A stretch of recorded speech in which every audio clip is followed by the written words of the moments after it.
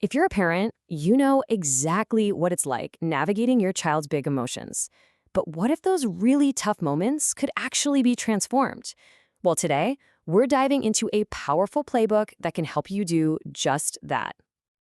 Yeah, does this question hit home?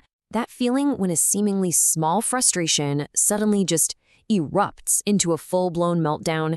It can be so exhausting and confusing for everyone. But what if there's a totally different way to look at this? Exactly. We so often label these moments as bad behavior, but what if we just reframed it?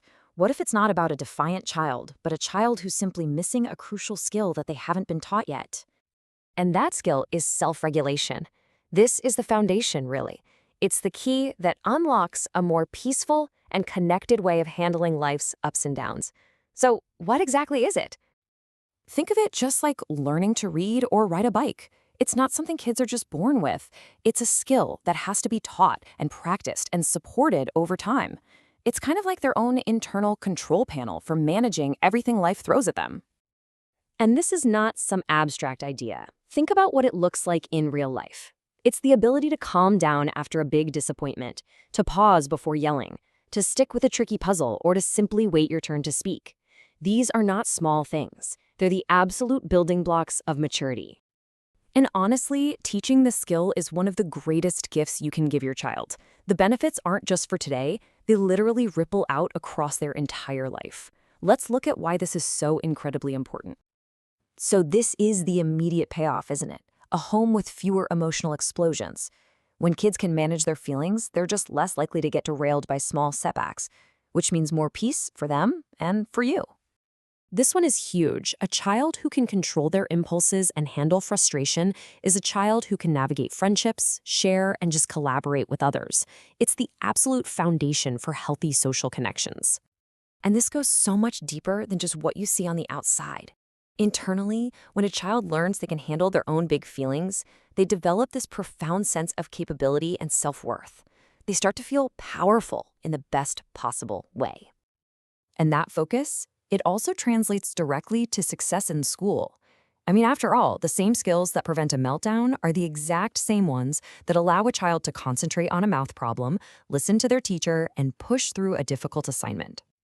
Okay, so we know what self-regulation is and why it's so vital, but the real question is, how do we actually teach it? That's what brings us to the Parent Playbook, a set of real, actionable strategies you can start using today. Here it is, your 5-step playbook. You can see them right here, from naming emotions all the way to creating a quiet space. Now, you don't have to master them all at once. Think of this as your toolkit. Let's look at a couple of these in more detail, because this is where the real transformation starts. This is such a perfect example of modeling the behavior. When you narrate your own process out loud, just like this, you're literally handing your child a script.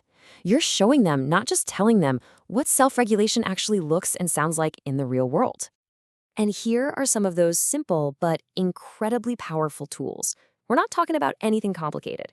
A few deep breaths can physically calm the entire nervous system.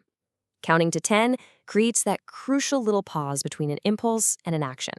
And sometimes a little bit of movement is all it takes to release that pent-up energy.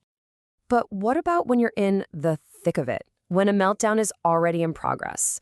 See, teaching is for the calm moments, but managing is for the storm. So what's the plan then? Here it is, your 4-step emergency plan. And notice what's number 1. Your calm is their anchor.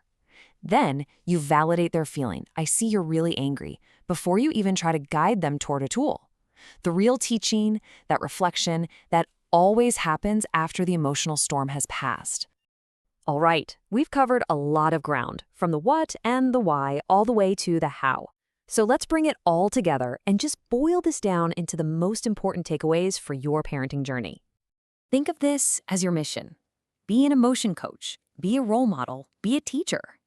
And maybe most importantly, be patient. This isn't a quick fix, it's a process of building a skill one moment at a time. Your consistency is your superpower here. And let's end on this really powerful and hopeful note.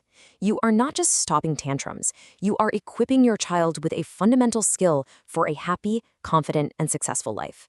It's a journey you take together, and believe me, you have everything you need to be their guide.